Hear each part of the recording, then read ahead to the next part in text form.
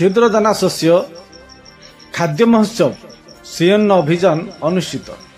स्थानीय ब्लॉक अंतर्गत ग्रेसिंगा पंचायत किरामा ठारे क्षुद्र दाना शस्य खाद्य महोत्सव श्रीअन्न अभियान अनुष्ठित होईछि।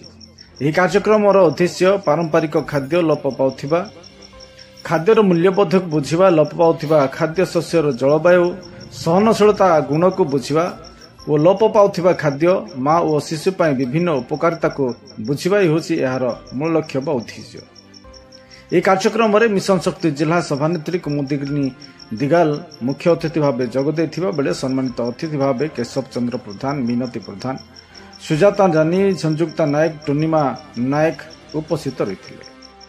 ଶ୍ରୀଅନ୍ନ ଅଭିଯାନ ଘୋଉଦେଇରି ବ୍ଲକ ସ୍ତରୀୟ ପ୍ରୋଗ୍ରାମ କୋର୍ଡିନେଟର ସଚିଦାନନ୍ଦ ମାଝୀ କାର୍ଯ୍ୟକ୍ରମକୁ ପରିଚାଳନା କରିଥିଲେ ଏବଂ ଲମ୍ବୋଧର ଦିଗାଲ ଧନ୍ୟବାଦ ଅର୍ପଣ କରିଥିଲେ। ତେବେ କାର୍ଯ୍ୟକ୍ରମରେ ଶ୍ରୀଅନ୍ନ ଅଭିଯାନର ଷ୍ଟାଫ୍ ମୀନାକ୍ଷୀ ନାୟକ, ତୃପ୍ତିମୟ ମିଶ୍ର, ସୁଭାଷ ଚନ୍ଦ୍ର ପ୍ରଧାନ, ସୁପ୍ରିୟା ନାୟକ, ସୁଧାକର ନାୟକ ଉପସ୍ଥିତ ରହି ସାହାଯ୍ୟ ସହଯୋଗ କରିଥିଲେ। କାର୍ଯ୍ୟକ୍ରମରେ ସିଆର୍ପିଏ ମାନେ ଉପସ୍ଥିତ ରହିଥିବା ବେଳେ 100ରୁ ଅଧିକ ଏସ୍ଏଚ୍ଜି ମହିଳାମାନେ ଯୋଗ ଦେଇଥିଲେ। ସମରିଟାନ ସ୍ୱୟଂ ସହାୟକ ଗୋଷ୍ଠୀ ଦ୍ୱାରା ମାଣ୍ଡିଆରେ ସୁପ୍, ଗୁଲଗୁଲା, ପକୁଡ଼ି, ଆଡ଼ିସା, କାକରା ପ୍ରସ୍ତୁତ କରି ବଣ୍ଟନ କରାଯାଇଥିଲା। ଅଂଶଗ୍ରହଣକାରୀ ଏହି ସ୍ୱାଦିଷ୍ଟ ଖାଦ୍ୟ ଖାଇ ଖୁସି ହୋଇଥିଲେ। ଆଗାମୀ ଦିନରେ ପ୍ରତ୍ୟେକ ଘରେ ମାଣ୍ଡିଆ ପ୍ରସ୍ତୁତ ଖାଦ୍ୟ ତିଆରି କରିବା ନିମନ୍ତେ ଶପଥ ଗ୍ରହଣ କରିଥିଲେ।